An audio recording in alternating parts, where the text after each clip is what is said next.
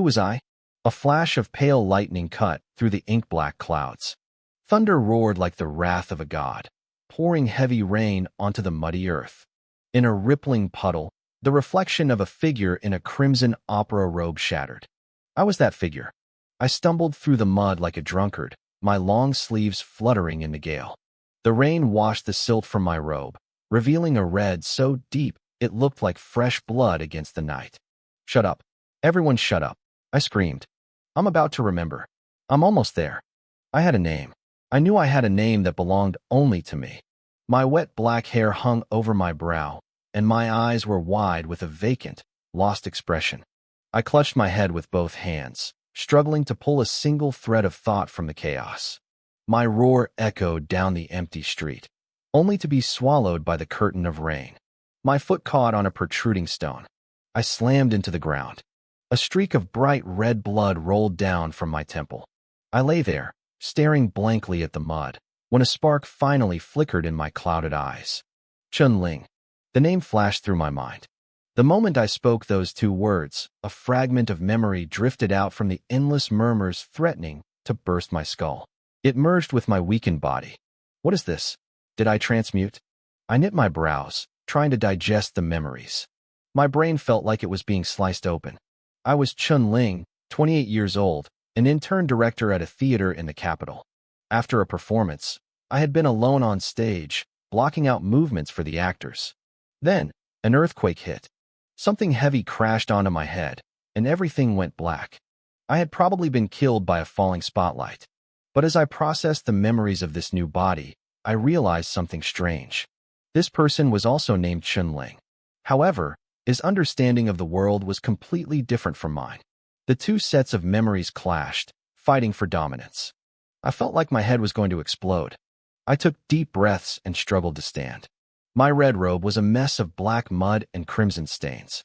My body felt impossibly heavy, drained of every drop of energy, like I had pulled 5 all-nighters in a row. I need to go home. My thoughts were too fractured to plan. I had to rely on this body's instincts. I knew this path. The original Chun-Ling walked this way every day after visiting his brother at the clinic. Usually, it was a 3-minute walk. Now, it felt like an eternity. The freezing rain soaked into my skin. I couldn't stop shivering. After 10 minutes of agonizing progress, I finally stood before the door I remembered. I fumbled in my pockets, but there were no keys. Instinctively, I reached above the newspaper box by the door and found a spare. Creak. The door opened, and warm light spilled out, cutting through the dark rain and illuminating my pale face. The moment I saw that light, my nerves finally snapped. The cold and fatigue seemed to lift just a little. I stepped inside. 2 figures were sitting at the dining table. Their eyes were bloodshot, as if they had just finished crying. They froze when they heard the door, then turned their heads in unison. "Dad, Mom. I'm back," I muttered. My head was spinning. I reached down to change my shoes, only to realize I was barefoot. My feet were caked in mud, leaving 2 dark, filthy prints on the floor. The man and woman stared at me in my red robe. Their pupils shrunk with terror. You. The man's Adam's apple bobbed. He looked like he had seen a ghost. "Mom, is there water? I'm so thirsty." Now that I was home, my willpower evaporated. I was on the verge of fainting. I stumbled into the kitchen, grabbed the large water jug from the dispenser, and began to guzzle. Asterisk gulp. Gulp. Gulp. Asterisk. I drank like a starving beast, water spilling from the corners of my mouth and pooling on the floor. The reflection in the puddle showed the 2 terrified, pale faces in the living room. "Hey, Ling," the woman stammered, forcing herself to speak. How did you get back?" I didn't hear her. I was too busy swallowing. The water wasn't coming fast enough. I shoved the thick plastic neck of the jug into my mouth and bit down. The plastic crunched between my teeth, and the water surged down my throat. I walked back. A voice came from behind me. My voice, but I was still buried in the water jug. The voice sounded clear to the parents, as if another version of me was standing in the shadows behind my back, casually answering them. The rain was heavy. I got lost. I think I fell a few times. My shoes are gone, too. "Mom, I made the floor dirty. I'll clean it tomorrow." "I'm too tired now." The couple felt a chill run down their spines. The flame in the kerosene lamp flickered wildly, as if an invisible hand were toyed with the wick. They were paralyzed, unable to move a muscle. Finally, the jug was empty. I wiped my mouth and set it down. I turned around, leaving a trail of muddy footprints as I staggered toward my bedroom. Dad, Mom, you should sleep early too. Good night. I slurred the words, shut the door, and collapsed onto the bed with a heavy thud. The living room fell into a deathly silence. It stayed that way for a long time before the two statues finally turned to look at each other. The lamp stabilized, its dim glow barely reaching the corners of the room. They sat trembling, their faces devoid of color. He's back, the man whispered hoarsely. How is that possible? If that's really ailing, then who did we kill last night? The rain continued to lash against the window. Their hearts flickered like dying embers. I don't know, the woman whispered. Should we call the authorities? Are you crazy? The man snapped back to his senses. If they get involved, what we did will be exposed. Absolutely not. Then what about him? She paused. Do you think some kind of calamity has possessed his corpse? They both stared at the closed bedroom door. Silence stretched between them again. Finally, the man stood up and grabbed a black raincoat from the hook. Where are you going? To where we buried the body. Now? What? To check. The rain hammered against the glass, cold and relentless. Rainwater trickled down my mother's pale face. Her voice was a raspy whisper. She told my father that whatever was in that bedroom, it wasn't me. It wasn't Qinling. She needed to see my corpse with her own eyes. She insisted on going with him.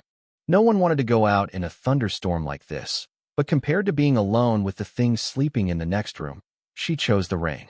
Two figures in black raincoats hurried out into the downpour.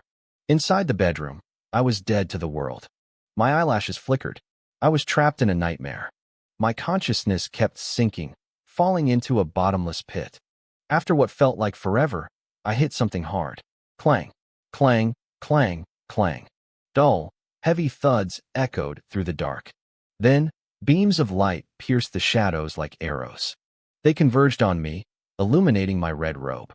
I shielded my eyes, my mind slowly clearing. Where was I? Once my eyes adjusted to the glare, I looked around. I was standing on old wooden floorboards.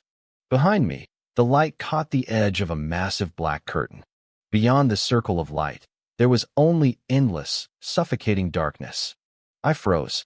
Something about this felt familiar. I squinted up at the ceiling. The light wasn't coming from the sun or a lamp. It was coming from spotlights fixed to a steel frame. A stage. In my previous life, I was a theater director. I knew the stage better than anyone.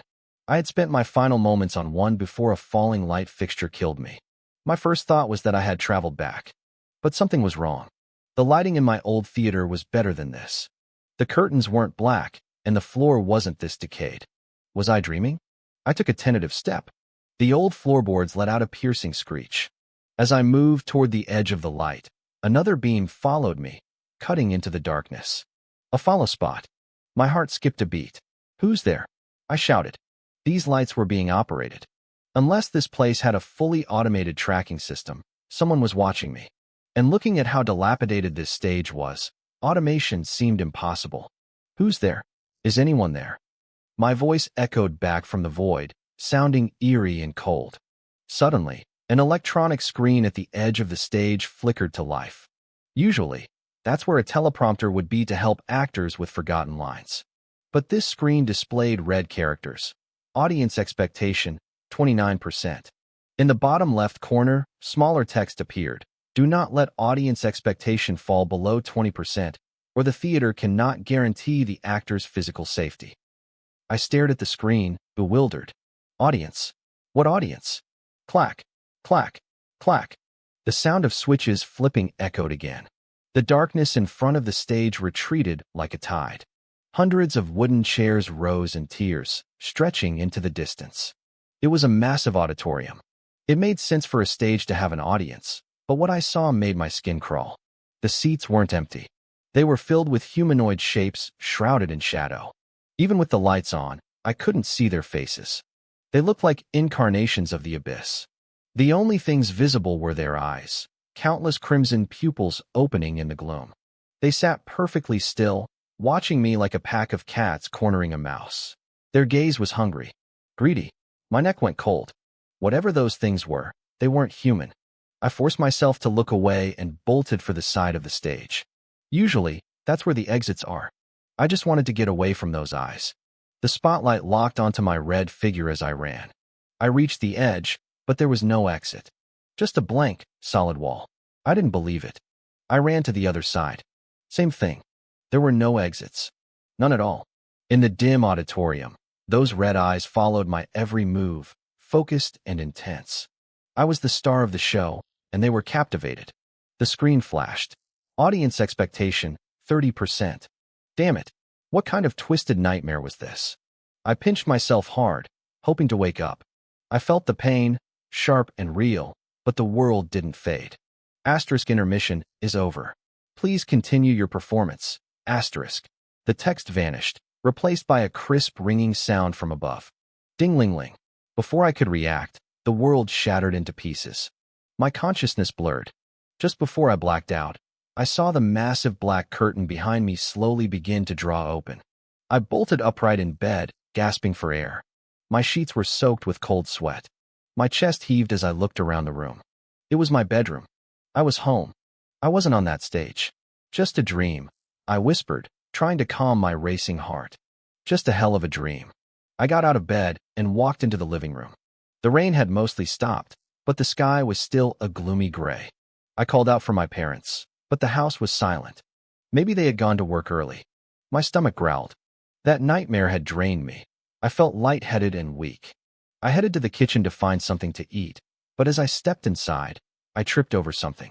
I looked down and saw the mangled remains of a plastic bucket. It looked like a wild animal had chewed it to pieces. How did this happen? Did it freeze and crack? I couldn't remember anything from the night before.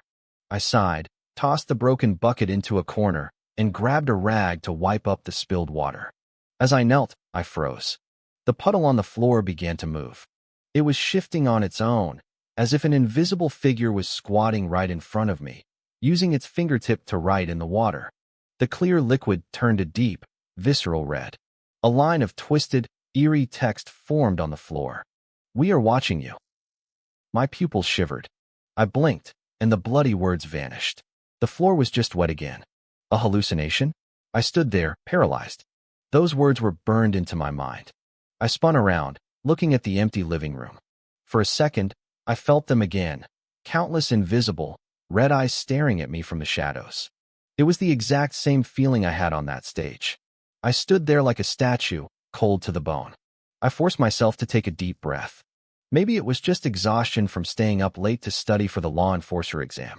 My nerves were frayed, but that was something the original owner of this body had done, not me. Could something have gone wrong during the soul fusion? I'd heard that severe schizophrenia could cause vivid, indistinguishable hallucinations. I tried to push the fear down, searching for a logical, scientific explanation. Suddenly, a wave of intense hunger hit me. I grabbed a sausage from the cutting board and wolfed it down in 3 bites. The food helped steady my mind. Maybe I really did need to see a psychiatrist. I was too shaken to even wash my face. I threw on a heavy black cotton coat and pushed open the front door. A blast of icy air hit me, making me shiver. This was my first real contact with this world. I took a deep breath, bracing myself for whatever unknowns lay ahead. Then I looked up at the sky. "Holy crap," I muttered. Golden lights spilled from the east, but across the sky over the small city, dreamlike blue ribbons floated in the air. They looked close enough to touch, yet impossibly distant. Aurora. It was broad daylight, and the sky was filled with an aurora. I stood on my doorstep, staring at the shimmering sky for a long time. What kind of world is this? Damn it, why is this road so hard to walk? The weather was freezing, and after last night's heavy rain, the mountain path had turned into a sheet of ice. A man wiped sweat from his forehead, his movements slow and cautious. "How much further?" he asked. "The mass grave is just ahead," a woman replied. "We're almost there." The 2 figures scrambled over a ridge and finally saw the cluster of mounds in the distance. Most were old, some were new, but almost none had proper headstones. Most just had a wooden stake or a personal item from the deceased stuck into the dirt. Last night's storm had washed many of them away, leaving the site a chaotic mess of scattered debris. But they weren't alone. The graveyard was cordoned off with yellow caution tape. A dozen figures in striking black and red uniforms were moving through the area, their expressions grim. Law enforcers? The man's eyes widened. Why are they here? They found it, the woman whispered, her face turning pale. It's Chenling. Did she go to them? Is she really alive? They thought they had killed her, yet she had returned home the next day. Now, law enforcers were swarming the very spot where they'd buried her. There was no other explanation. No, wait. The man stared at the figures. 3rd District law enforcers only send 3 people for a criminal case. To have a dozen here. That only happens when a calamity appears. The woman felt cold sweat soak through her clothes. Could the monster in the bedroom be the cause? Let's go. The man grabbed her wrist, turning to flee. Stop right there. A cold voice cut through the air. They froze. A law enforcer ducked under the tape and walked toward them, his eyes narrowing. Who are you? What are you doing here? I. The woman stammered, unable to find words. We're here to see our son, the man said, trying to stay calm. He's buried here. Today is the anniversary of his death. Then why were you running? Because we're scared, the man swallowed hard. With so many law enforcers out here, it means the gray borders are intersecting, right? Maybe a calamity crawled out. We didn't want to get caught in the crossfire. The law enforcer raised an eyebrow. You know a lot. Sir, the woman asked cautiously. Did a calamity really come out of the gray border? That's classified, the officer replied coldly. You won't be visiting your son today. Go home. And don't speak a word of what you saw here. Understood? Yes, we understand. The man turned to leave, his heart finally starting to slow down. Wait, their hearts skipped a beat. Names and addresses, the officer said, pulling out a pen and paper. Standard procedure for the Secrecy Act. Bear with me. Chintan, Li Xiuchuan, 128, Frost Street, 3rd District. Once the details were recorded, the officer let them go. He walked back across the line to a man in a long black coat and handed him the paper. Brother Ming, I checked them out. Just parents visiting their son. Han Ming took a deep drag of a thick, hand-rolled cigarette. The pungent smoke mingled with his breath in the freezing air. He glanced at the paper and spoke calmly. Have some men follow them secretly. They're lying. What? Frost Street is at least 10 miles from here, Han Ming said. To get here this early, they would have had to leave around 4 a.m. It was still pouring rain then. Who hikes up a mountain in a rainstorm before dawn to visit a grave? Plus, this is a mass grave for people with no families or those who died far from home. Why would parents bury their child here? The officer, Xiao Qin, slapped his forehead. Right? Why didn't I think of that? Xiao Qin, how did you even pass the entrance exam? Han Ming sighed. Anyway, Xiao Qin said, changing the subject. Was there really a calamity last night? Han Ming didn't answer. He reached into his inner pocket and pulled out a palm-sized device. In the center was a needle, like a compass, with different colored zones marking the scale. Is that the calamity pointer? Xiao Qin reached out to touch it, but Han Ming slapped his hand away. This thing is precious. You can touch it when you get promoted to law official. Xiao Qin rubbed his hand. How does it work? It detects the danger level of a calamity. If the gray border's just touched without anything crossing over, it won't react. But if a calamity entered our world, the needle will move. The higher the grade, the more it shakes. I hope nothing came through, Xiao Qin muttered. Probably not. If a calamity had landed here last night, the 2nd and 3rd districts would be in chaos by now. But we have to be sure. Han Ming flipped the switch. The other officers gathered around, watching curiously. 1 second, 2 seconds, 3 seconds. The needle didn't move. Just as Han Ming let out a sigh of relief, the needle began to vibrate violently. It swung wildly across the colored zones, a harsh grinding sound echoing from inside the device. Han Ming's pupils shrank. He instinctively let go. Bang! Shrapnel flew through the air, and the sharp broken needle grazed Han Ming's cheek, leaving a thin trail of blood. The calamity pointer had been destroyed. Achoo! I let out a violent sneeze in the biting wind. Back in my old life, I was a northerner, but even I couldn't handle this weather. It was cold and damp. Even with the sun hanging in the sky, there was no warmth to be found. Make way. Move it, a voice shouted. A lazy voice drifted from up ahead. I snapped out of my thoughts and instinctively pressed myself against the side of the road. A tricycle was slowly rumbling toward me. One teenager was pedaling, while another sat on a chair in the back next to two large barrels of salt. He held a scoop, scattering salt over the frosted road. As the grains hit the ground, the ice began to hiss and melt.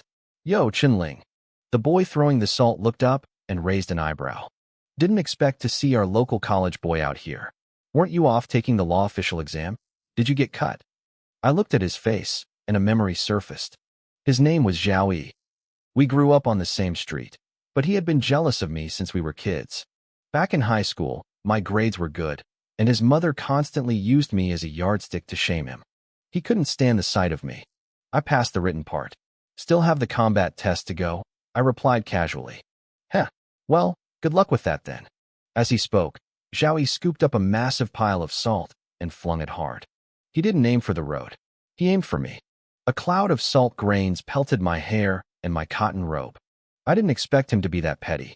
I quickly brushed the salt off, glaring at him, but he was already rattling away on the tricycle. He hooked a foot over the salt barrel and stuck his tongue out at me, making a face. I was 28 years old in my past life. I'd been beaten down by society enough to know that this was just a childish prank. I was annoyed, sure, but I also found it a little pathetic. I didn't chase him down to beat him. I just noted it in the back of my mind. I had more important things to deal with. I started to walk away, but something caught my eye. On the ground where the salt had hit the frost, white residue lingered. For a split second, a line of text formed in the slush like a row of tiny insects. Audience expectation, 27%. Before I could even blink, the frost melted completely and the words vanished. My heart hammered against my ribs. Was that a hallucination? I rubbed my eyes hard. No way, I muttered. The sense of urgency returned tenfold. I picked up my pace and headed straight for the clinic. A few minutes later, I pushed open the door. It wasn't much of a clinic. It was just a two-story residential house on Frost Street. It was gray, boxy, and rough.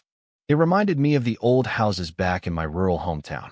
But in a place like this, a two-story house that could actually block the wind was considered high-end. Oh, it's you. A man in a white lab coat leaned back from a wooden desk. Here for more medicine for your brother? I thought he transferred to the hospital in the 2nd district. It's not for a yen. It's for me. My brother had been a regular here, so I knew Dr. Lin well. I sat down across from him, my hands trembling slightly. All right, he said, looking me over. What's wrong? My head feels wrong. Physical pain? Or something else? I think I'm seeing things. Hallucinations. Dr. Lin perked up. He pushed his black-rimmed glasses up the bridge of his nose. Psychiatry? Now that's my specialty. Tell me everything. I had a dream last night. I began, my voice low. I was standing on a stage. There was a huge audience, but I couldn't see their faces. They didn't feel human. I was running across the stage, trying to find an exit, but there wasn't one. Dream interpretation isn't really my business, Dr. Lin interrupted. I know, I said, taking a deep breath. But since I woke up, I feel like they're still watching me. Dr. Lin looked interested now. A delusion of being watched. It doesn't feel like a delusion. It feels like they're inside my head, sitting in a theater, watching every move I make. Like I'm just an actor forced to perform for their entertainment. So, you feel like your life is a stage, and you're the lead actor? Something like that. But it's not a good thing. And the audience? Do they do anything besides watch? I went silent for a moment. I think they can influence things around me. They can affect reality. That sounds a bit far-fetched, Dr. Lin said. He picked up his tin mug and took a sip of tea. He was about to say more when his face suddenly contorted. Uffed. He sprayed a mouthful of bright red blood across the floor. Dr. Lin. I jumped up, terrified. Are you sick? What happened? Wait. Dr. Lin wiped his mouth. The blood wasn't his. He frowned, looking at the mug on the corner of the desk. The mug was filled to the brim with thick, viscous blood. Dr. Lin's face went pale. He knew for a fact he had just brewed a cup of pu'er tea a minute ago. He and I were the only ones in the room. I had been sitting right in front of him. I had no motive and no way to swap his tea for blood right under his nose. It was like a magic trick. A horrific, impossible trick. I felt the blood drain from my own face. Like I said, I whispered, my voice rasping. They might actually be real. Dr. Lin stared at the cup of blood for a long time before looking back at me. How long has this been happening? A day, I said. At least, since I regained clear consciousness. And before that, what were you doing? Images flashed in my mind. Rain. Darkness. Me stumbling through a storm. I don't know. I can't remember. So you don't know when it started, and you have no memories from before last night. Correct. Have you ever been possessed by a calamity? He pushed his glasses up again. Or let me put it another way. Last night, did you encounter a gray border intersection? The words gray border and intersection sparked something in my memory. I had heard them before. Don't tell me you forgot what the gray border is, Dr. Lin said, standing up. He poured the blood from the mug into the drain. Before the Great Cataclysm, there was a hypothesis. People thought there were infinite parallel dimensions, all born from the start of the universe. Like rays of light from a candle, extending forever but never touching. He cleaned the mug and refilled it with water, setting it back on the desk with a heavy thud. The water rippled violently. He tore a piece of paper and held it just above the surface.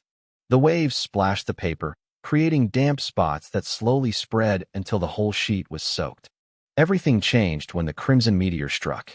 The dimensions shifted. A mysterious, twisted world, the gray border, began to overlap with ours. At first, it was just small patches. But over time, the intersections grew. Things from that world started appearing in ours. Now, most of the planet is gone, swallowed by that gray sky. Only the 9 districts remain to keep humanity alive.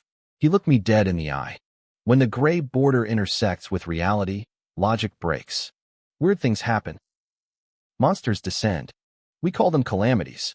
And usually, when you're caught in an intersection, survivors of a calamity attack usually lose their minds, Dr. Lin continued. 80% of them suffer permanent mental breakdowns. I suspect your current situation is linked to the gray border. Think hard. Did you encounter an intersection? Were you pulled into it? I searched through the original owner's memories. I dug through every corner of my mind, but I found nothing. I couldn't remember a single thing from the night before. I don't know, I said, my voice sounding bitter even to my own ears. Dr. Lin thought for a moment. He reached into a drawer, pulled out a sheet of paper, and began writing quickly. Your situation is more than just a mental illness, he said without looking up. I'm just an ordinary doctor. I can't fix this. But I know someone who might be able to help with the aftereffects of gray border contamination. He's a real doctor. A flicker of hope sparked in my chest. Where can I find him? He lives in Aurora City, Lin replied. But he likes to travel. He goes wherever he hears about strange, incurable cases. It's part of his path to becoming a god. Anyway, take this letter to the law enforcers at the Aurora City gate. Leave your name and address. They'll pass it on. Within 3 days, that doctor will come looking for you. Thank you, I said, taking the envelope. I truly meant it. Ever since I saw Yanli melt on the street, I knew something was wrong. This wasn't just a sickness. I had come to this clinic because it was halfway to my destination and I had nowhere else to turn. Dr. Lin's words stuck with me. A path to becoming a god. That suggested a power system in this world. It made sense. If everyone were just normal humans, humanity would have been wiped out by the Great Cataclysm long ago. Even the technology here probably relied on something beyond pure science. Don't mention it, Dr. Lin smiled. Give my regards to your brother. He's still hospitalized in District 2, I replied. I'll tell him next time I visit. I stood up, said my goodbyes, and walked out. As I disappeared under the swirling colors of the aurora sky, Dr. Lin's eyes narrowed. I looked at the semi-transparent screen in my vision. When I first saw it in my dream, the viewer expectation was at 29%. It jumped to 30 when I was running for my life, then dropped back to 27 on the way here. Just now, after Dr. Lin got pranked, it rose back to 29. The cold wind bit at my skin. I wrapped my heavy coat tighter and started walking home, my mind racing. Stage. Audience. Expectation. Every time the number went up, it was tied to an event. These events were like plot points in a play. The more interesting the plot around me, the higher the expectation. The screen warned that if expectation fell below 20%, my safety wasn't guaranteed. I didn't know what that meant, but if the audience could interfere with reality, they could probably kill me for their own amusement. I needed to test my theory. I needed to take control. Maybe I should start designing the plot myself. I muttered. Hey Ling, have you eaten breakfast yet? I turned toward a roadside stall. A middle-aged man with a towel wrapped around his head was fanning a stove. It was Uncle Zhao. An idea flashed through my mind. I let a small smile tug at the corner of my mouth and walked over. Come here, Uncle Zhao said warmly. I'll get you some soy milk and fried dough sticks. It rained hard last night. You need something warm in your belly. He handed me a steaming bowl. Thanks, Uncle Zhao. I reached into my pocket and pulled out 3 copper coins. He pushed my hand away. It's just breakfast. I can't take your money. Come on, Uncle Zhao. We've been neighbors for over a decade, but business is business. You kid. He laughed, showing a row of yellow teeth. Keep your money. Just help my son, Xiao Yi, with his studies when you have time. If you do that, I'll give you free breakfast every day. Didn't he already graduate? I asked. With those grades? He can't even get a job placement. I'm making him repeat the year. He can't just do odd jobs forever. You're different, Ling. Smart and filial. If Xiao Yi could ever become a law enforcer like you, I'd die happy. He sighed heavily. But the boy is useless. I paused, my chopsticks midair. I hesitated for a long time before speaking. Uncle Zhao, do you know why Xiao Yi's grades are so bad? Huh? What? I opened my mouth to speak, then went silent again. I shook my head. Forget it. I shouldn't have mentioned it. I promised I'd keep his secret. Uncle Zhao's heart skipped a beat. He quickly added a marinated egg to my bowl, scratching his head in frustration. Ling, I know you're his best friend, but I'm his father. I work day and night to put him through school. If you know something, you have to tell me. It's for his own good. I looked at him, appearing conflicted. Finally, I let out a long breath as if making a difficult decision. You're right, Uncle Zhao. As his friend, I can't watch him fall apart like this. Fall apart? What happened? He's in a relationship, I said flatly, taking a bite of my dough stick. Uncle Zhao blinked. That kid actually has that kind of charm? I swallowed and added 3 more words. With a guy. In my past life, I was a director. I had my own set of rules. Rule number 9. To develop a plot, you need conflict. If the conflict isn't strong enough, create a misunderstanding to drive the story forward. 2 lines of text flashed in my soy milk. Viewer expectation plus 3%. Current expectation 32%. I was right. Uncle Zhao's face froze. He looked at me with a mix of confusion, shock, and then a deathly silence. Uncle Zhao, I promised to keep it a secret, I sighed. But he's your only son. You want him to carry on the family line. And he's always hanging out with that other boy. It's ruining his studies. I even saw him sitting on the back of that guy's bike today, laughing so happily. Uncle Zhao's body began to tremble. His fists clenched, and his breathing grew heavy. I see, he said, forcing a smile that looked terrifying. Thanks, Ling. Don't tell him I told you. I reminded him. I promised him. Don't worry. I know what to do. I finished the last of my soy milk and said goodbye. Uncle Zhao didn't even hear me. He was already heading into the back of his shop, head down, searching for something heavy. A few minutes later, Uncle Zhao emerged from a dark corner of his shop. He was clutching a wooden club as thick as a man's fist. He sat down heavily on a stool by the door, his face a mask of cold fury. A bitter wind swept down the street, tossing the few strands of hair left on his head and fluttering the sweat-stained towel draped over his shoulder. He sat there in total silence, leaning on his club, his bloodshot eyes fixed on the end of the road. He looked less like a shopkeeper and more like a general waiting to execute a traitor. I pretended to leave the area, but I didn't go far. I circled back through a dry alleyway and hid in the shadows of a large tree. From there, I had a perfect view of the shop. It didn't take long. A rickety tricycle wobbled into view from the far end of the street. Xiao Yi was lounging on the back, legs crossed, looking like he owned the world. The 2 salt barrels behind him were empty, and he was tossing a few copper coins in the air, a massive grin plastered on his face. Hey, making money isn't so hard after all, Xiao Yi shouted. It's not hard for you. The boy pedaling the bike snapped. He was gasping for air, his face drenched in sweat as he strained against the pedals. I'm the one who's been riding all day. We're brothers, aren't we? What's mine is yours, Xiaoyi said smoothly. He reached into his pocket, pulled out 2 copper coins, and stuffed them into the boy's hand. Here, that's for you. From my hiding spot, I saw Uncle Zhao's eyes twitch. From his perspective, he just saw his son intimately touching another boy's waist. 2 coins. The boy stared at the money, his eyes wide with disbelief. You got 20 from the road bureau. Peddling is hard labor, Xiaoyi. Spreading salt is technical work, Xiaoyi replied lazily. He hopped off the tricycle and waved a dismissive hand. Meet me at the usual spot tomorrow. If you don't show up, I'll beat you every time I see you. Got it. With that, he clutched the remaining 18 coins and marched toward his shop, chest puffed out with pride. The boy on the bike looked furious, but one sharp glare from Xiaoyi sent him scurrying away. Xiaoyi was the neighborhood bully. Nobody his age dared to cross him. Dad, I'm home, Xiaoyi shouted, stepping into the shop with more confidence than he'd ever had in his life. But the moment he crossed the threshold, the air turned freezing. The figure holding the club stood up slowly.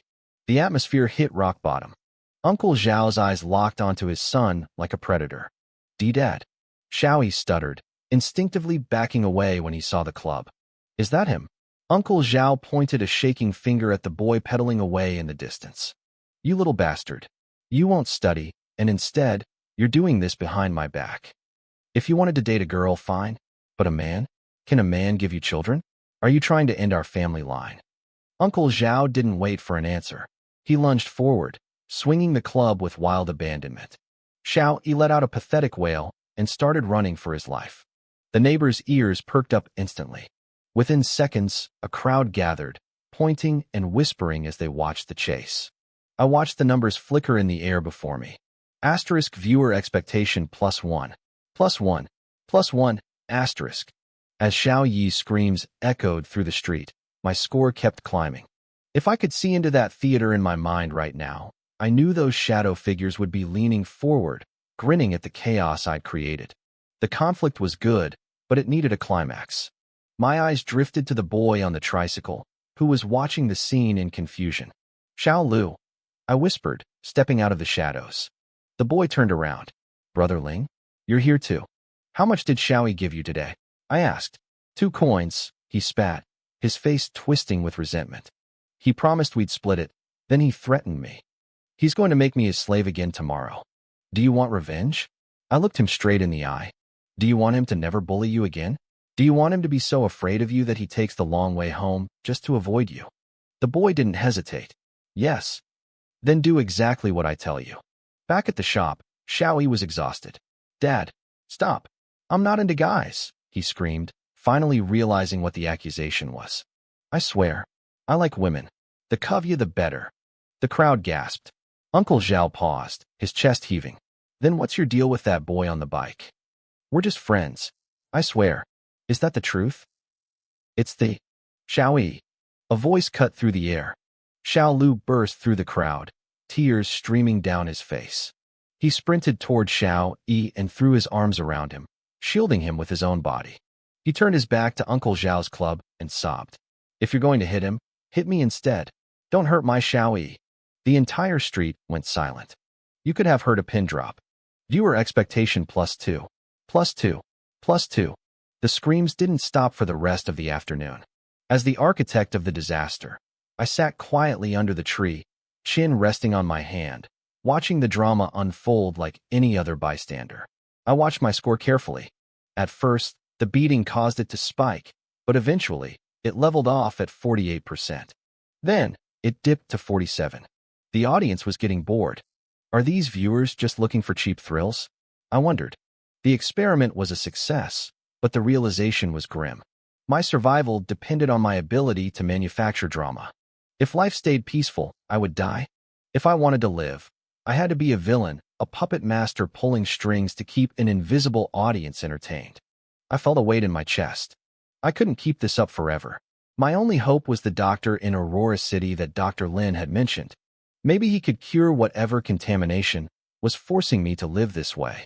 Suddenly, a low, heavy sound boomed from the distance. Dong, dong, dong.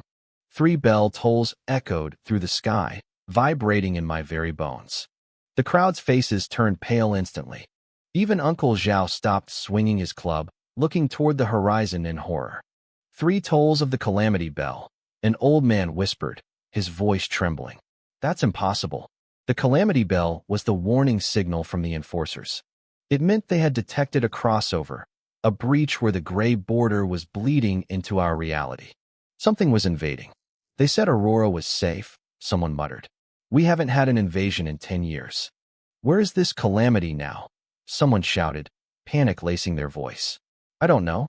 Just get home. Don't come out for anything. The crowd was paralyzed. Faces that were ruddy with excitement moments ago turned to ghostly, uniform white. Even Xiao Yi, who had been screaming under his father's club, felt his legs turn to jelly.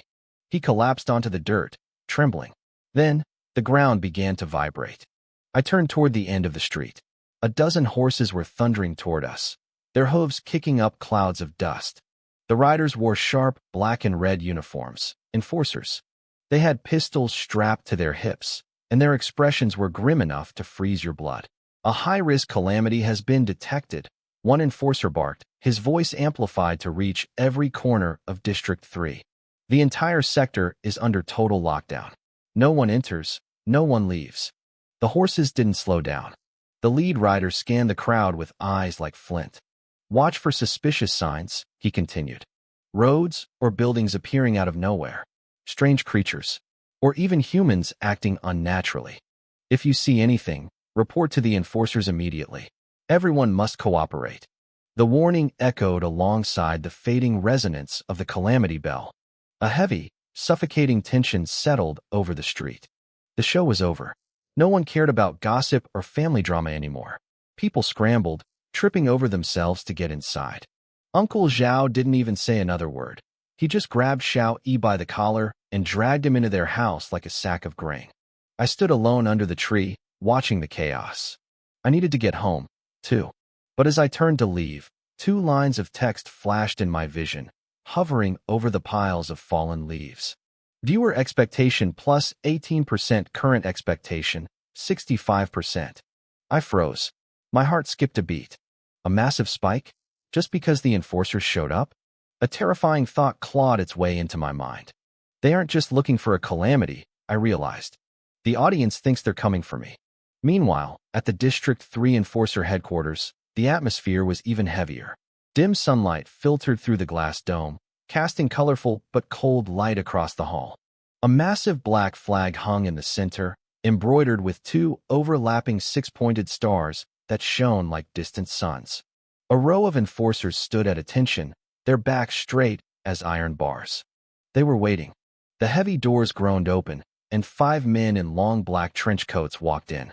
Han Ming walked in the center. For silver stripes were etched into the hem of his coat, a mark of high authority. The others only had 3. What's the situation? Han Ming asked, his voice low and gravelly. The bell has been rung, sir. District 3 is sealed, an enforcer reported, hesitating before continuing. But we haven't found a trace of the calamity yet. Captain, what does it mean when the calamity pointer self-destructs? The room went silent. There are only 2 possibilities, Han Ming said calmly. First, a special type of calamity has appeared with the specific ability to disable our detection tools. But that's purely theoretical. It's never happened before. He paused, his eyes narrowing. The second possibility is that a grade 9, a world ender, has invaded. The residual energy fluctuations would exceed the pointer's limit, causing it to explode. World ender, someone gasped. The enforcers' faces went pale. Don't get ahead of yourselves, another officer chuckled dryly from Han Ming's side. A world ender can wipe out an entire human realm. There are only a handful of them in the whole gray border. If one were really here, District 3, and probably all of Aurora City, would have turned to ash the moment it arrived. The tension in the room eased slightly. So, it's just a special one, Han Ming concluded. But since the pointer is broken, we can't grade it. We won't know what we're dealing with until we engage it. Use everyone. Conduct a carpet search. Find it before it starts killing. Sir, we don't have enough men for a full search, a subordinate noted. Then call up the reserves. The written exams just finished, didn't they? Gather the passing candidates. Tell them their practical exam starts now. Back on Frost Street, two figures stood trembling in front of my house. Chun Tan and Li Xiuchuan, my parents, looked at the door with pure terror. To them, this house wasn't a home anymore. It was a tomb occupied by something that had crawled out of the mass grave. The graveyard was contaminated last night, Li Xiuchuan whispered, her voice shaking. Whatever is in there, it's not Chunling. It's a monster wearing his skin. What do we do? She asked. Chun Tan took a deep breath, his knuckles white. We go in. We grab everything valuable, and we run. We'll go to District 5 or 6. Anywhere but here. But what if he's inside? What if we wake him up? Chun Tan pointed at the muddy footprints leading away from the door. He left. I saw him go. This is our only chance. They fumbled with the keys, their hands shaking so hard they nearly dropped them. Once the door clicked open, they burst inside like thieves.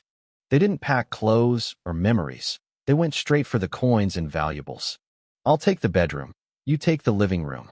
Chun Tan hissed. Hurry. They moved with frantic desperation. Chun Tan emptied a drawer, stuffing every cent into his pockets. He saw a small hand axe on the nightstand, something he kept for protection, and shoved that into his bag too. They weren't rich, which made every little thing they owned feel like a matter of life and death. Li Xiuchuan stuffed a few hemp shirts into a sack and ran back to the living room. They were ready. They had their bags slung over their shoulders, poised to flee. Wait, Li Xiuchuan suddenly gasped. What about Yen? When she comes back from the hospital? We'll go to District 2 first, Chun Tan said firmly. We'll get her, and then we disappear. She'll want to find her brother, but her brother is dead. That thing in this house isn't him. He reached for the doorknob. But before he could touch it, the sound of a key sliding into the lock froze them both in place. The door creaked open. I walked in, stopping short when I saw them standing there with bulging sacks. I blinked, confused. Mom? Dad? I asked. Where are you going? They looked at me like they were staring at a demon. Their faces were bloodless, their eyes wide with horror. Outside, the sound of a galloping horse thundered past the window. The enforcer's voice drifted in, cold and mechanical. Look for suspicious signs, creatures, humans acting unnaturally. Report immediately. The voice faded, leaving the three of us in a suffocating, unnatural silence. Li Xiuchuan's legs began to wobble. I looked at their bags, then thought about the announcement outside. I tried to sound reassuring. Don't worry too much. That calamity thing doesn't seem to be around here. The street looks fine. I was trying to be helpful, but I was feeling uneasy myself. Watching my expectation score, I realized something was wrong. Beating Xiao Yi all afternoon only got me a small bump, but one announcement from the enforcers had sent me skyrocketing to 65%. The audience wasn't just watching a disaster. They were watching a hunter close in on its prey. And in their eyes, I was the one being hunted. My expectation score didn't just climb, it exploded. Seeing that 65% mark made my stomach churn. The audience had found something thrilling to watch, and unfortunately, I was the entertainment. Dr. Lin had mentioned the gray border and the calamity before. I only arrived in this world last night, and the original owner's memories of that night were a complete blank. If the enforcers were looking for a monster, all signs pointed to me. I wondered if I should just turn myself in and ask them to remove the audience from my head. But seeing how they treated calamities, they'd likely just put a bullet in my brain and call it a day. I had to lie low. I had to blend in. My parents were still standing there, bodies rigid with terror. I sighed and reached out, gently taking the heavy sack from Li Xiuchuan's trembling hands. Mom, where could you even go right now? I asked, trying to sound like a concerned son. Districts 2 and 3 are locked down. You can't get out. Do you really want to sleep on the streets? Li Xiuchuan looked paralyzed for a second, but then she let out a shaky, hollow laugh. Right, you're right. I turned to my father. Dad, put the bags down. Don't worry so much. If we run, what happens to Yen? Chun Tan swallowed hard, his eyes searching my face. He was looking for a flicker of killing intent, a sign of the monster he thought I was. But I just stood there. To him, I looked exactly like the son he knew. Deep down, though he knew the truth, the real Chun Lin was dead. Sit down for a bit, I said, pulling out a chair for them. I'll go to the kitchen and get you some water. They sat, moving like wooden puppets. As I filled the glasses, I tried to lighten the mood. By the way, Mom, that sausage you left for me this morning was great. How did you make it? Sausage. Li Xiuquan's voice was faint. She looked confused. She and Chun Tan had been at the mass graves all night. She hadn't left me any food. Yeah, the one on the cutting board, I called out. The color drained from her face completely. She shared a look with Chun Tan, her lips trembling. When did you leave him a sausage? Chun Tan whispered, his voice barely audible. I didn't, she hissed back. There was a small bone knife on that board earlier. When I was packing, it was gone. I didn't see their expressions. I was still focused on the water. It tasted good, though it was a bit tough, I continued. Mom, remember to cook it a bit longer next time, okay? The house went deathly silent. I walked back into the room and handed them the water, noticing they looked even worse than before. Their skin was like parchment. Are you okay? You look sick, I said, sitting across from them. Chun Tan took a deep breath. He used his foot to slide the sack closer to his chair. Lin, he said, his voice regaining some steadiness. Yeah. Do you remember anything that happened yesterday? I thought for a moment and shook my head. It's all a blur. What? Nothing. Chun Tan took a sip of water, his eyes locking onto mine. Lin, tell me, how do you think we've treated you over the years? You've been great, I said, and I meant it. If you hadn't taken me in, I would have frozen to death on the street. My real parents abandoned me, but you raised me. You worked day and night to put me through school. Everything I have, I owe to you. Hearing that, a flash of relief, or maybe resolve, crossed Chun Tan's eyes. Then, what if Yin got sick, he asked. What if the only way to save her was with your heart? Would you save her? I froze. Suddenly, a wave of jagged, broken memories tore through my mind. My head throbbed with a blinding pain. I had heard these words before. Last night, the original Chen Lin had heard them. I clutched my head, groaning in agony. Yin is our flesh and blood, Chun Tan said, his voice growing desperate. Your mother ruined her health taking medicine just to conceive her. We tried for 10 years to have a child of our own. Now she's dying. We can't just watch her fade away. He leaned in closer. A shaman in District 2 told us. If we could get a heart from someone young, under 20, it could replace hers. Yin has called you brother for years. You've lived as our son. We've never asked you for anything, but we are asking you now. Save her. Tell me you're willing. Chun Tan was shaking, his eyes pleading like a child begging for forgiveness. The final piece of the memory clicked into place. I looked up, my voice raspy. You killed him, didn't you? Does Yin know? She doesn't. Chun Tan snapped, the guilt finally hardening into something sharper. If she knew her heart came from yours, she'd never accept it. He reached into the sack at his feet and pulled out a heavy, sharpened axe. Lin, you're already dead. You shouldn't be here. His eyes were bloodshot, his knuckles white. Whatever is inside your body, I'm going to set you free. Thunder rolled across the dark sky. He swung the axe with everything he had. A sickening thud echoed through the room. Warm blood sprayed across Chun Tan's face, splashing onto the floor like a gruesome bouquet. I collapsed. The blade was buried deep in my neck, nearly severing my head. My eyes went dull, staring at nothing, fixed in a final expression of confusion and pain. I was dead. No heartbeat. No breath. My body grew cold on the floor.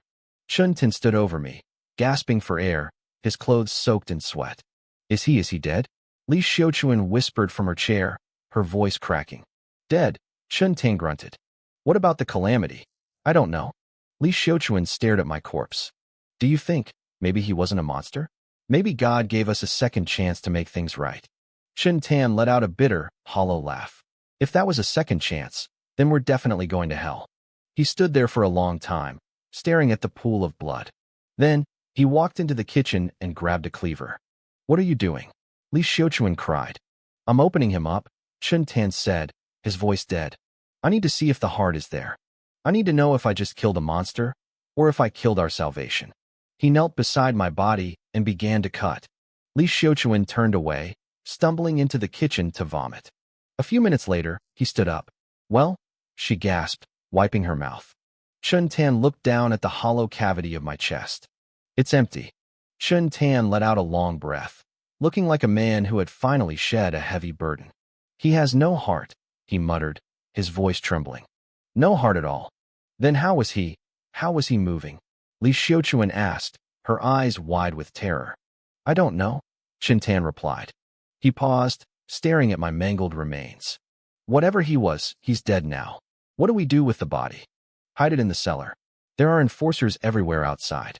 We can't move him far. Chintan shoved the heavy dining table aside and pried up the thick wooden floorboards. Below was a dark, cramped space. In an age without refrigerators, the cellar's natural chill was the only way to keep food from rotting. He reached down to grab me, intending to toss me into the hole, but stopped when he saw the horrific wound on my neck. My head was hanging by a thread of skin. Go get Ayan's opera costume, Chintan said suddenly. I don't care what he really was. This is still Ling's body. We don't have a coffin, so the least we can do is dress him in something decent. Li Xiuquan flinched at the mention of the costume. But, last night, that's what he was wearing when he came back. It's just a piece of clothing, Chintan snapped, though he hesitated. The memory of me walking through the door in that red robe sent a chill down his spine. He shook his head. Forget it. Just leave him. It doesn't matter. He dumped my body into the dark pit. The wood groaned as he slammed the floorboards shut and dragged the table back over the top. It was over. Li Xiuquan grabbed a rag and started scrubbing the blood off the floor.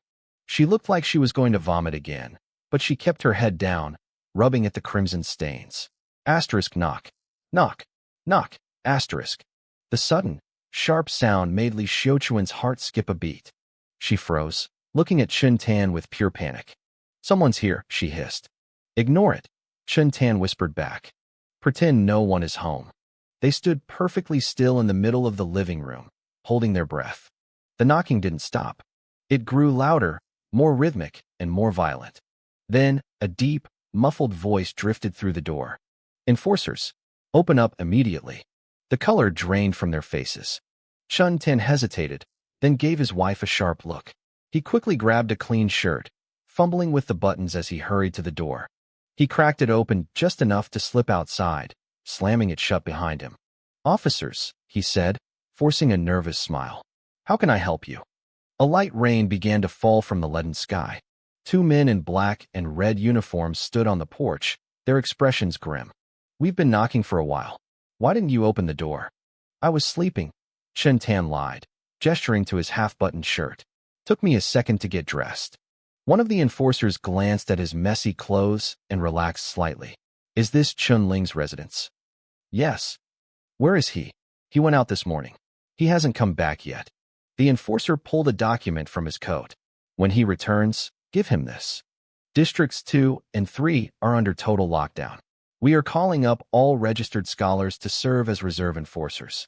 He's on the list. Tell him to report to headquarters in District 3 tomorrow morning at 7 o'clock. If he doesn't show, he forfeits his status. Chintan's heart hammered against his ribs, but he kept his face neutral. He took the paper and nodded. Understood. I'll give it to him the moment I see him. The officers turned and walked away into the rain. Chintan let out a massive sigh of relief. He pushed the door open and stepped back inside. Asterisk screech. Screech. Asterisk. The sound hit him instantly. It was the sound of metal grinding against metal, like sharp nails clawing a chalkboard. It set his teeth on edge. Li Xiuquan was curled in the corner of the room, shaking violently. When she saw Chintan, her eyes were full of a breaking madness. She slowly raised a trembling hand and pointed toward the kitchen. A figure in bright, vermilion red stood in the shadows of the kitchen, back turned toward them. Its head was slumped low. It sounded like it was chewing on something hard. Chintan's mind went blank. It was a boy with a neck that had been nearly severed. The jagged, bloody flesh was knitting itself back together right before his eyes. In his left hand, he held a kitchen knife. In his right, a blood-stained axe. He was shoving them both into his mouth, biting down on the steel. The figure in the red opera robe slowly turned around. It was me, the boy with no heart. The boy who had been decapitated. My cheeks were bulging as I crunched down on shards of metal and wood. My eyes were dull and hollow, like rotting wood. A raspy voice tore from my throat. I'm hungry. I felt like I was dreaming. I was back in a memory of a cloudy afternoon. I had just finished training at the martial arts field in the suburbs, and walked through the front door, drenched in sweat. It wasn't my birthday, but there was a cream cake sitting on the table. The orange glow of a candle flickered in the dim room. My parents sat there, their eyes red and swollen. A cake like that cost 200 copper coins, a fortune we couldn't afford. I asked them what the occasion was. They told me my brother, Ayen, was finally getting his surgery. I was so happy. His heart condition had been a nightmare for our family. My parents told me they found a hospital in District 2 that could save him. I ate the cake, celebrating the news. But soon, my head felt heavy. My vision blurred. As I collapsed onto the table, the last thing I saw was my mother, Li Xiuquan, sobbing into her hands. "I'm sorry," I heard my father whisper. "Ayan needs a heart. You'd want to help him, wouldn't you?" I tried to speak, but the darkness took me. Then, I felt myself being shoved into a bag. Rain drummed against the plastic. Later, I was lifted onto a cold table. I felt my chest being sliced open. Something was taken from me. Then, they dressed me in a robe and moved me through the storm. Heavy soil began to cover my body. Silence. Darkness. Suddenly, my eyes snapped open. Spotlights flickered on above me, illuminating the stage where I lay in my red robe. I pushed myself up, swaying on my feet. "Damn it," I hissed, my face pale. "How am I back here?" I looked at the massive screen above the stage. My heart, or where it should have been, dropped. Viewer expectation plus 1%, plus 1%. Current expectation, 67%. Warning, actor connection lost. Performance interrupted. Viewer expectation minus 50%. Current expectation, 17%.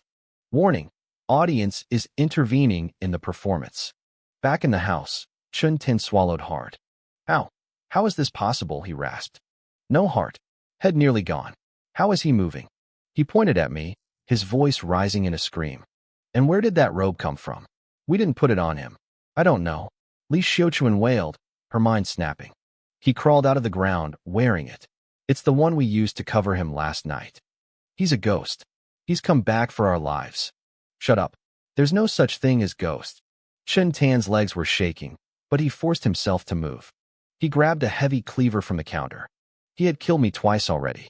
He could do it a third time. Aside from looking terrifying, I didn't seem as dangerous as the monsters people talked about. That thought gave him the courage to lunge forward, aiming the blade straight for my face. The sharp cleaver sliced through the air. It was inches away from my face when it suddenly jerked to a halt. Chun Tan froze, his knuckles white as he strained to push the blade forward. It wouldn't budge. It was as if an invisible, giant hand had clamped onto the metal, locking it in midair. A high-pitched, eerie giggle echoed from behind me. In a flash, the cleaver in Chun Tan's hand vanished. In its place, he found himself clutching a long, thin strip of red paper. I stood there, my pupils dilated and unfocused, my jaw working as I finished chewing and swallowing the metal scraps of the axe and knife. I stared straight at him. I took a slow, mechanical step forward. My voice came out raspy and hollow, repeating the same 3 words. "Dad, I'm hungry." Those words made Chun Tan's scalp go numb. He didn't doubt for a second that I would grab his head and shove it into my mouth next. His bones wouldn't be any tougher than the steel I had just eaten. "Run! Get the enforcers!" Chun Tan screamed. He spun around and bolted for the front door. He knew this was beyond them now. His only hope was the enforcers, those powerful officials who dealt with the horrors of our world. He didn't care about the consequences anymore. Being thrown in prison for murder and organ theft was better than being eaten alive. Li Xiuquan, who had been shivering in the corner, snapped out of her trance. She scrambled toward the door, trying to move while my attention was fixed on Chun Tan. She reached for the handle, but her hand grasped nothing but empty air. She looked down, bewildered. The handle was gone. The entire door had changed. It wasn't wood anymore. It was a flat drawing on a piece of red paper. The 3-dimensional exit had become a 2-dimensional image. She couldn't open a door that was painted on a wall. Giggles erupted from every corner of the room, overlapping until the sound was deafening. It felt like the house was packed with invisible figures, all watching us with blood-red eyes. Red paper scraps began to swirl around Li Xiuquan. She saw distorted, terrifying faces in the paper storm. She screamed until her voice broke, backing away in pure terror until her eyes rolled back and she collapsed, unconscious. Viewer expectation -1%. Current expectation 16%. At the same time, Chun-Tan felt the floor vanish beneath him. He hit the ground hard and scrambled to look back. The entire floor had turned blood red, undulating like waves of liquid. He watched me approach in my red robe, his face contorting as a realization hit him. "It's true," he shrieked. "What the enforcers said is true. You're a calamity. You're the monster that stole my daughter's body." I stopped walking. The corners of my mouth curled up into a crimson smile. I raised a pale finger to my lips. Shoo! Just as the tide of red paper was about to swallow Chun-Tan whole, the sound of shattering glass exploded through the room. Calamity tracks detected at 128 Frost Street. Threat level assessed at grade 4. Requesting immediate backup. Two figures in black and red uniforms crashed through the windows. One of them scanned the room and spoke into a radio on his belt. "Confirmed. Target in sight. Send support now." "Copy that." A stern voice crackled back. "Support is on the way. Hold them off as long as you can." One of the enforcers gave a grim, bitter laugh. "Hold off a grade 4? How?" The invisible audience seemed to perk up at the new arrivals, as if they had just found new toys to play with. I gave a casual flick of my wrist. Chun-Tan slumped over instantly, blood leaking from his eyes, nose, and ears, staining the floor beneath him. "Keep your distance. Stay alive," the enforcer shouted, drawing his sidearm and firing. The brass bullets tore through the air, but before they could reach me, they dissolved into tiny red paper flakes and drifted away. I raised my hand, and countless paper strips surged from my wide sleeves like nesting snakes. They coiled around the two enforcers, tightening until the paper twisted like thick rope, slamming them both violently into the ground. Asterisk viewer expectation -1%. Current expectation 15%. Asterisk. My body began to swell, stretching the red robe to its limit. It looked like human faces were trying to punch their way out from under my skin. Chaotic whispers filled the room. Within seconds, I was no longer human. I was a mass of red paper tentacles, dozens of crimson eyes opening all over my body. I smashed through the paper door and burst into the empty street. The drizzling rain hit my new form without making a sound. I picked a direction and blurred into a streak of crimson. Almost instantly, a black figure cut through the storm clouds, tailing me at high speed. "Target calamity located," a calm voice, Han Meng, said into a radio. "Is it World Ender class?" a worried voice asked. "Energy readings suggest grade 5 at most," Han Meng replied.